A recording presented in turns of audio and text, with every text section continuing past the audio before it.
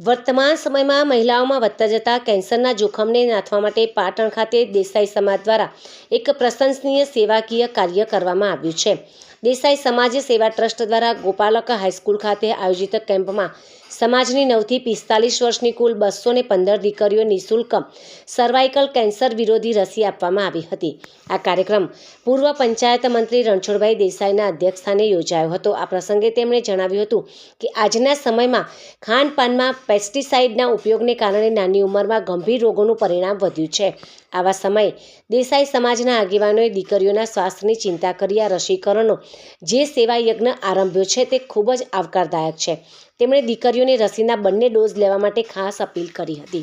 આ સેવા યજ્ઞમાં વાડીનાથ ધામના મહંત જયરામગીરી બાપુ, બાલીસણા ધામના કાનજી કાકા તેમજ વાગડોદ ધામના મહંત તેમજ ચવેલી ધામના બળદેવભાઈ બાપુએ ઉપસ્થિત રહી આશીર્વચન પાઠવ્યા હતા। વિશેષમાં બળદેવદાસ બાપુએ દીકરીઓના બીજા ડોઝ માટેના સંપૂર્ણ ખર્ચની જવાબદારી ઉઠાવવાની જાહેરાત કરી હતી। નિવૃત્ત ડીવાયએસપી વાઘજીભાઈ દેસાઈ તથા અન્ય દાતાઓ, દ્વારકેશ છાત્રાલયના સંચાલક મગનભાઈ રબારી સહિત સામાજિક અને રાજકીય આગેવાનો ઉપસ્થિત રહ્યા હતા।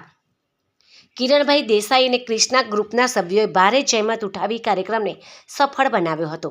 આ નિઃશુલ્ક રસીકરણ અભિયાનથી સમાજની દીકરીઓમાં કેન્સર સામે સુરક્ષા કવચ પૂરું પાડવાનો એક મહત્વપૂર્ણ પ્રયાસ કરવામાં આવ્યો છે, જેની સમગ્ર પંથકમાં પ્રશંસા થઈ રહી છે। પ્રમાણે એનો અંકુશ કરવાના પ્રયત્નો પણ થતા હોય છે। અગાઉના જમાનાની અંદર જે રોગચાળા ફેલાતા હતા, વર્તમાનમાં જે રોગચાળા ફેલાય છે એ બધી જે પ્રકારની એક સિસ્ટમ પ્રમાણે ચાલતું હોય છે।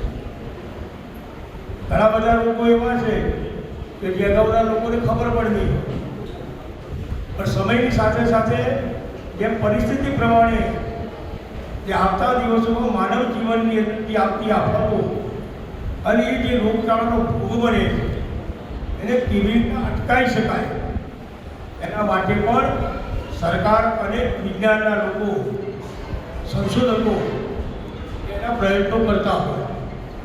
આપણને બધાને ખબર છે કે હમણાં ટૂંક સમયમાં આપણે કોરોનાના મહાકાળમાંથી પસાર થયા।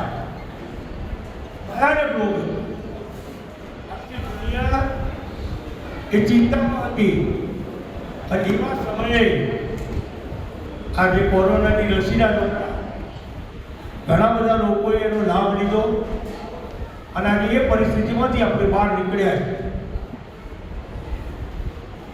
લોકો અનેક પ્રકારના હોય, એ પાણીજન્ય હોય, હવામાં હોય, ત્યાં કોઈ જીવજંતુઓથી હોય, પરંતુ એને કેવી રીતના અટકાવી શકાય, માનવ જીવનને કેવી રીતના બચાવી શકાય એના માટે પણ વર્તમાન સમયમાં વિજ્ઞાનના યુગની અંદર વૈજ્ઞાનિકો પણ અનેક પ્રકારના વિવિધ સંશોધનો દ્વારા એ સમાજ જીવનની સેવાની અંદર લાગેલા હોય છે।